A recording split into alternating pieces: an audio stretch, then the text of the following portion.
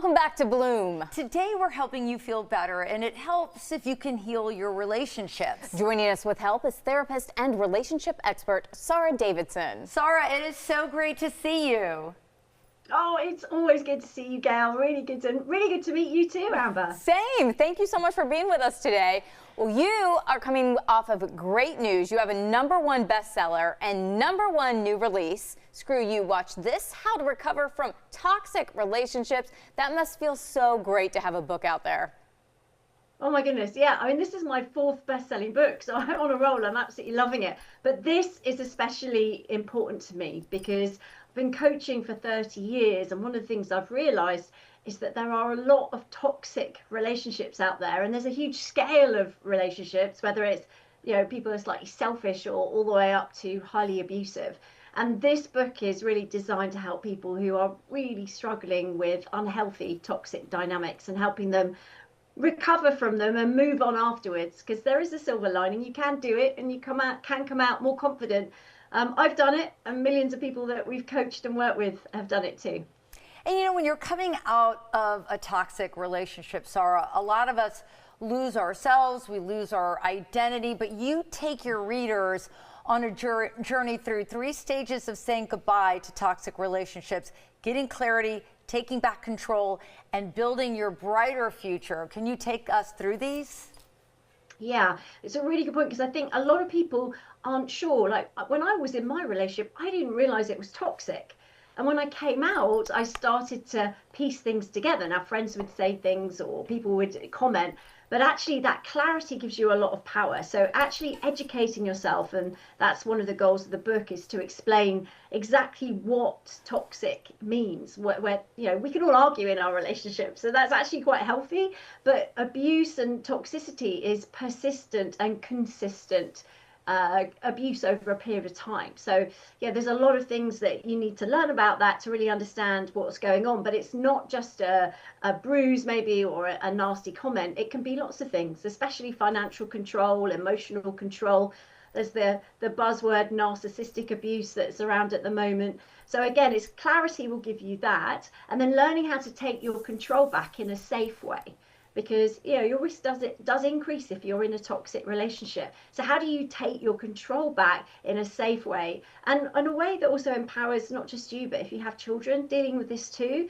The great news is you only need one healthy parent for your kids to grow up and be okay, and to have some really valuable life lessons from what is quite a difficult experience. And then the moving on is all about how to put that behind you and not let it follow you around like a grey cloud, because that's definitely possible. And it's something that we work really hard with our clients, whether that's on our online free groups or one-to-one coaching, to help them really move forward and make huge changes in their life. It's really important. That's so exciting, because when you're in a relationship like that and you're coming out, sometimes it takes years. Your confidence is just depleted. You don't know if you're ever making the right decision. And while you're going through it, you say, I'm going to handle this way. But then in a moment of weakness, something happens, and we do the exact opposite that we intended to do. So you say a way to get through this stage is to go ahead and set boundaries ahead of time.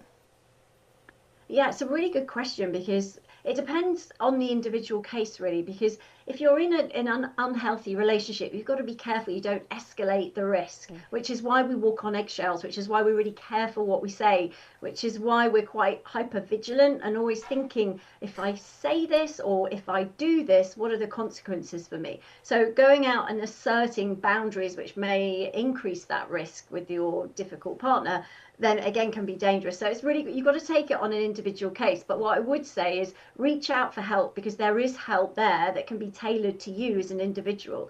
And you know, sometimes reading the book will be enough. Sometimes it would be, you know, reaching out for some online support, or going to your local domestic abuse charity for, you know, specialists in your area and community support. So again, there's lots of different things you can do, but it's about thinking it through to make sure you're safe first.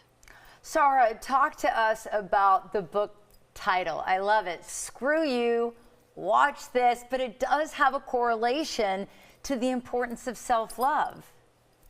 It absolutely does, and I knew you'd like the title, Gayle. It's punchy, right? And that's the idea, really, because this is my mantra. This is basically my pivotal moment when I decided enough is enough of struggling and feeling sad and sorry for myself and thinking about all the things I'd had to tolerate. This was really a motto that helped me move from the pain I was in from the end of one of these toxic relationships, because I think if we're honest, most people will realize we have more than one. If you've been in a toxic relationship, it tends to be a pattern.